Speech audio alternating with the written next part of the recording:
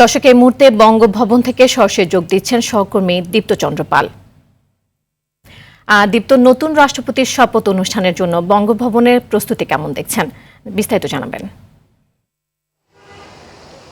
নীরা, আপনি যেমনটি বলছিলেন যে এই বঙ্গভবনে কিন্তু যে নবনির্বাচিত রাষ্ট্রপতি, দেশের 23তম রাষ্ট্রপতি মির্জা ফখরুল ইসলাম আলমগীর, তার কিন্তু শপথ গ্রহণ অনুষ্ঠিত হবে এবং সন্ধ্যা 7টায় সেই শপথ গ্রহণের যে অনুষ্ঠানটি সেটি অনুষ্ঠিত হবে। এবং আমরা যতটুকু জেনেছি যে সংসদের যিনি স্পিকার রয়েছেন তিনি কিন্তু শপথ পাঠ করাবেন। এবং একটু বলে রাখি, সে সময় কিন্তু তারেক রহমান সহ দেশের প্রায় গুরুত্বপূর্ণ 1000 ব্যক্তিকে কিন্তু আমন্ত্রণ জানানো হয়েছে এবং মন্ত্রিপরিষদ বিভাগ থেকে কিন্তু এখন পর্যন্ত সব ধরনের যে প্রস্তুতি সেটি কিন্তু সম্পূর্ণ করা হয়েছে, এমনটি কিন্তু জানিয়েছেন। এবং তারা যেটি জানিয়েছেন যে সন্ধ্যা 6:30টার ভিতরে যে আমন্ত্রিত অতিথিটা রয়েছে তারা আসন গ্রহণ করবে, এমনটি কিন্তু নির্দেশনা দেওয়া হয়েছে। এবং প্রধানমন্ত্রী এবং বিএনপির চেয়ারম্যান তারেক রহমান তিনি কিন্তু 6:45-এ এই দরবার হলে উপস্থিত হবে এবং যে নবনির্বাচিত রাষ্ট্রপতি মির্জা ফখরুল ইসলাম আলমগীর তিনি কিন্তু 6:50-এর দিকে এই দরবার হলে উপস্থিত হবেন, এমনটি কিন্তু শিডিউলে রয়েছে। এবং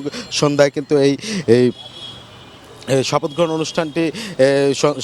অনুষ্ঠানটি শুরু হবে। এবং এই শপথ গ্রহণ অনুষ্ঠানকে কেন্দ্র করে যে দরবার হলকে কিন্তু নতুনভাবে সাজানো হয়েছে এবং সব ধরনের প্রস্তুতি কিন্তু ইতিমধ্যে শেষ করেছে মন্ত্রিপরিষদ বিভাগ। একটু যদি বলে রাখি যে 3 বাহিনীর প্রধান সহ যে রাষ্ট্রের যে গুরুত্বপূর্ণ ব্যক্তিরা, বিভিন্ন দেশের যে রাষ্ট্রদূত, হাই কমিশনার সহ সবাইকে কিন্তু দাওয়াত দেওয়া হয়েছে এবং 1000 জনের একটি গুরুত্বপূর্ণ ব্যক্তি কিন্তু দাওয়াত দেওয়া হয়েছে। এবং একটু যদি বলে রাখি, গতকাল কিন্তু 35 বছর পরে যে রাষ্ট্রপতির যে নির্বাচন আনুষ্ঠানিকভাবে নির্বাচন হয়েছে, সে সময় বিএনপির মনোনীত প্রার্থী রাষ্ট্রপতি পদে 255টি ভোট এবং বিরোধী দলে অলি আহমেদ 88 ভোট পেয়েছেন এবং রাষ্ট্রপতি হিসেবে মির্জা ফখরুল ইসলাম আলমগীর নির্বাচিত হয়েছে। তো মিনিরা, এই ছিল আমার কাছে বঙ্গভবন থেকে শপথ গ্রহণের প্রস্তুতির সবশেষ তথ্য। মিনিরা।